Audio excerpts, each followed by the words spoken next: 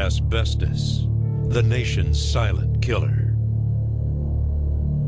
Every day, at least 27 Americans die from an asbestos-related illness. Asbestos exposure usually occurs by breathing contaminated air in workplaces that make or use asbestos. People exposed are at serious risk of developing mesothelioma, asbestosis, and other forms of cancer. Approximately 3,000 cases of mesothelioma are diagnosed in the U.S. each year. Current trends indicate that number will likely continue to increase throughout the next decade. Asbestos is quickly becoming America's forgotten epidemic.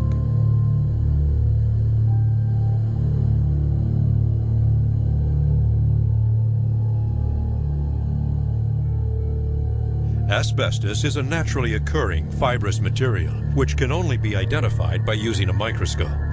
Left in place, they are relatively harmless, but once airborne, asbestos fibers damage the lungs and the membrane that surrounds the lungs.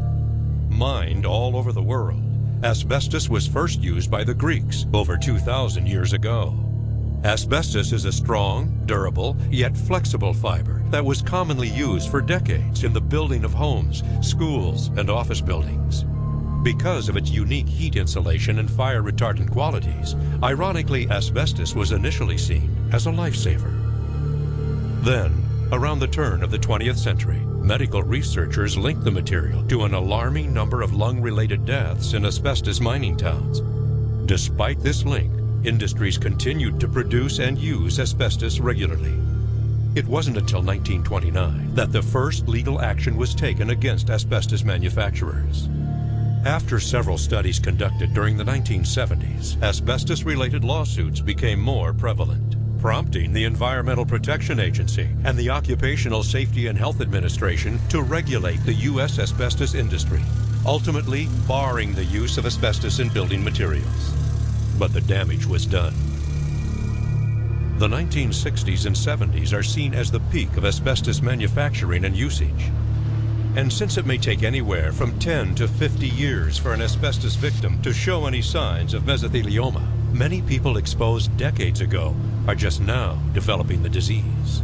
Navy ships built from the 1930s to the mid-1970s used asbestos in numerous components.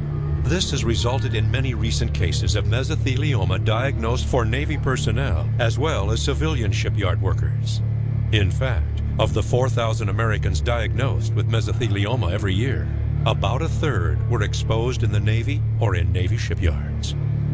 Mesothelioma is a form of cancer that attacks the lining of the organs of the body. Shortness of breath, cough, and pain in the chest due to an accumulation of fluid in the pleural space are often symptoms of pleural mesothelioma. Symptoms of peritoneal mesothelioma include weight loss, abdominal swelling and pain due to a buildup of fluid in the abdominal cavity. Conventional therapies have not proved successful, and patients diagnosed with the disease have a likely survival time of only 6 to 12 months.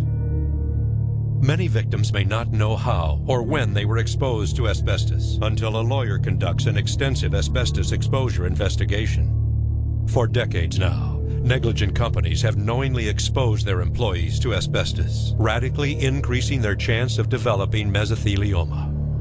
Most of these cases of mesothelioma and other asbestos cancers could and should have been prevented. If you or a loved one has been diagnosed with mesothelioma or any asbestos-related disease, you are not alone. You have options. And more importantly, you have a voice. Seeking legal compensation from these companies responsible for knowingly exposing their employees to asbestos is your right. With trial lawyers experienced in asbestos-related cases on your side, you can rebuild your future.